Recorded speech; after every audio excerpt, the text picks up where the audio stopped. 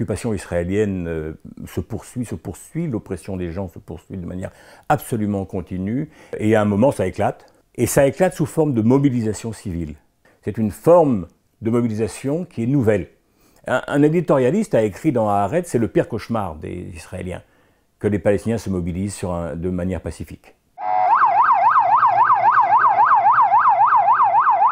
Aujourd'hui, avec ce qui se passe sur le plan international, c'est-à-dire la reconnaissance par Trump de Jérusalem comme capitale avant toute négociation, et le plan de paix dont chacun a compris que c'est un retour à une solution où la Palestine est divisée en divers bantoustans, remet à l'ordre du jour la question du passé. Ce n'est pas un hasard si les Palestiniens se mobilisent sur la question et appellent leur mobilisation les marches du retour. Parce qu'il faut comprendre qu'à Gaza, à 3/4, la population de Gaza, ce sont des gens qui sont originaires, avant 1948, des territoires qui ont été conquis par Israël et qui sont devenus Israël. Donc, ce sont les enfants des gens qui ont été expulsés.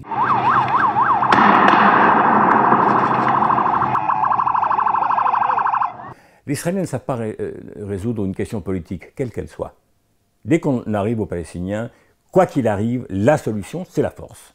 L'idée de l'usage de la force est naturellement la manière de solutionner une mobilisation palestinienne. Pour les Israéliens, si à force de tirer sur eux, à un moment il y a un attentat, il y a une roquette, à ce moment-là, les Israéliens se retrouvent en terrain connu, c'est la guerre contre le terrorisme, et là on sait faire et on sait le justifier.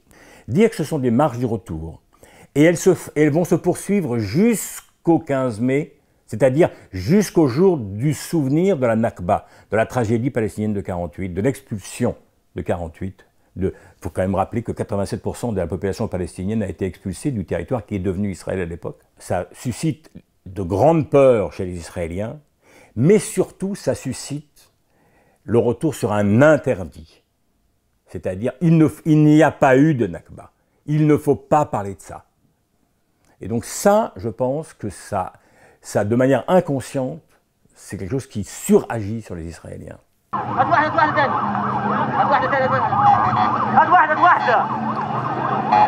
Une des plus grandes victoires politiques israéliennes face aux Palestiniens a été de parvenir à séparer Gaza et la Cisjordanie. Cela étant, l'unité palestinienne aujourd'hui, elle est défaite.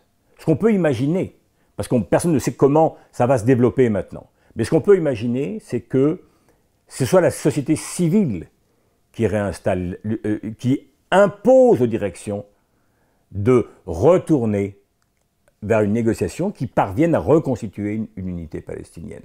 Ça n'est pas acquis, c'est pas fait, mais il est possible que ce soit ce qui est en train de se passer.